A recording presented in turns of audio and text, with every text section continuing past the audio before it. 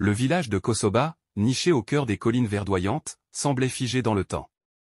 Ces maisons en argile rouge au toit de chaume formaient un cercle parfait autour de la place centrale, dominé par un imposant baobab, symbole de sagesse et de longévité.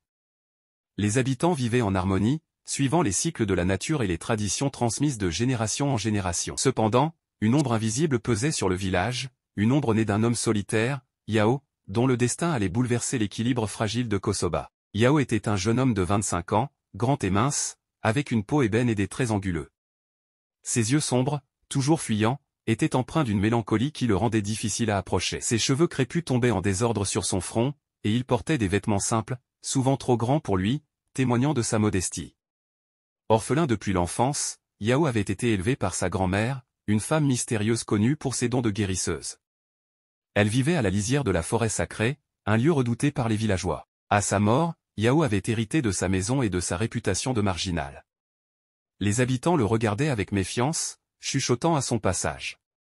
Malgré son isolement, Yao nourrissait un désir profond et désespéré, il voulait être aimé. Il observait les jeunes filles du village rire et danser sur la place, leurs bracelets tintants à leurs poignets, leurs pannes colorées virevoltant sous le soleil.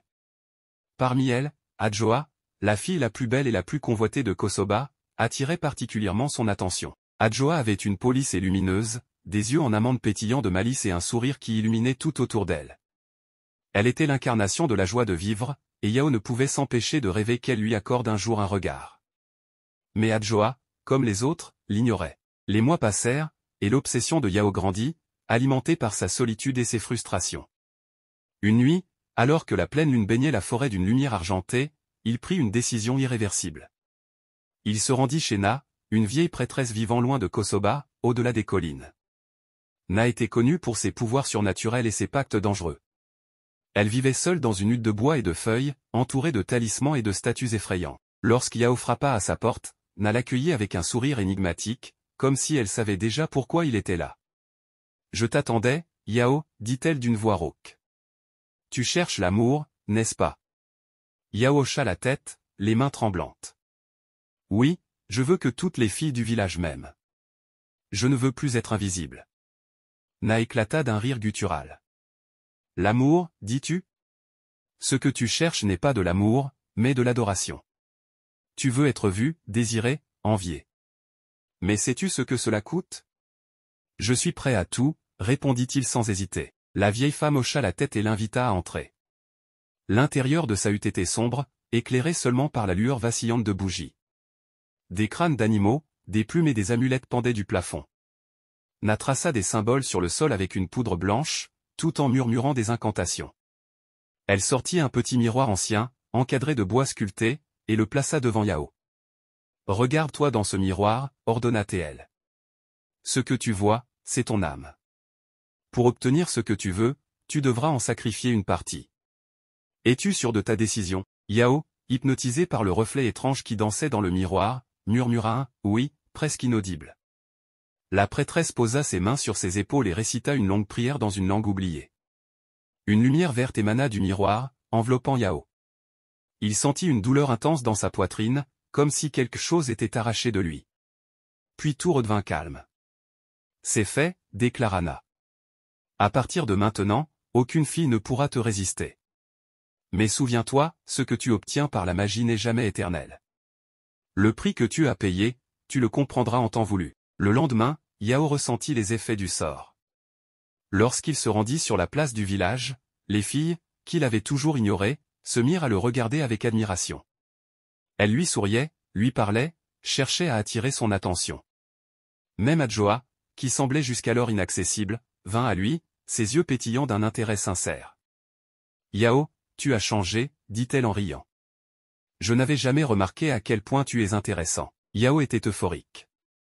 Pour la première fois de sa vie, il se sentait accepté, désiré. Mais cette euphorie fut de courte durée. Les filles devinrent de plus en plus possessives, se disputant pour passer du temps avec lui. Adjoa, autrefois si joyeuse et indépendante, semblait obsédée par sa présence, au point de négliger ses amis et sa famille. Yao, au lieu de se sentir aimé, se sentait étouffé. Les tensions augmentèrent dans le village. Les jeunes hommes, jaloux, accusaient Yao d'avoir utilisé la magie pour ensorceler les filles. Les disputes entre les femmes dégénéraient en bagarre, et la paix de Kosoba était menacée. Yao, rongé par la culpabilité, se rendit compte qu'il avait fait une terrible erreur. Ce qu'il vivait n'était pas de l'amour, mais une illusion. Une nuit, incapable de supporter le poids de ses actions, il retourna voir Na. La vieille prêtresse l'accueillit avec un sourire triste. « Je savais que tu reviendrais, dit-elle. Alors, es-tu prêt à affronter les conséquences de tes choix? Annule le sort, supplia Yao. Je préfère être seul que de vivre dans ce mensonge. Na hocha la tête. Pour briser le sort, tu devras affronter chaque fille que tu as ensorcelée. Tu devras leur demander pardon, sincèrement. Mais sache ceci, certaines ne te pardonneront jamais. Leur colère sera ton fardeau à porter. Es-tu prêt? Yao, déterminé à réparer ses erreurs, accepta. Pendant des semaines, il alla voir chaque fille, confessant ses torts et implorant leur pardon. Certaines, touchées par sa sincérité, lui pardonnèrent. D'autres, blessées et en colère, refusèrent de lui accorder leur pardon. Chaque confrontation était un combat émotionnel, mais Yao persévéra. Lorsque le sort fut finalement brisé, Yao se retrouva seul. Les villageois continuaient à le regarder avec suspicion, et les filles, désormais libérées de son charme, l'évitaient. Mais Yao avait changé. Il avait compris que l'amour ne pouvait être forcé ou manipulé, et qu'il valait mieux être seul que vivre dans une illusion. Des mois plus tard, une étrangère arriva à Kosoba. Elle s'appelait Amina, une jeune femme venue d'un village voisin. Amina était différente des autres. Elle était simple, avec une beauté discrète et un regard plein de curiosité. Contrairement aux villageois, elle ne connaissait rien du passé de Yao. Leur relation commença par des échanges banals, puis évolua en une amitié sincère. Avec le temps, Yao découvrit en elle une affection véritable, libre de tout artifice. Le village de Kosoba retrouva sa tranquillité, mais Yao n'oublia jamais la leçon qu'il avait apprise. Au fond de la forêt, Na murmurait à ses esprits, les désirs nés de la solitude peuvent être dévastateurs, mais ils peuvent aussi conduire à la rédemption.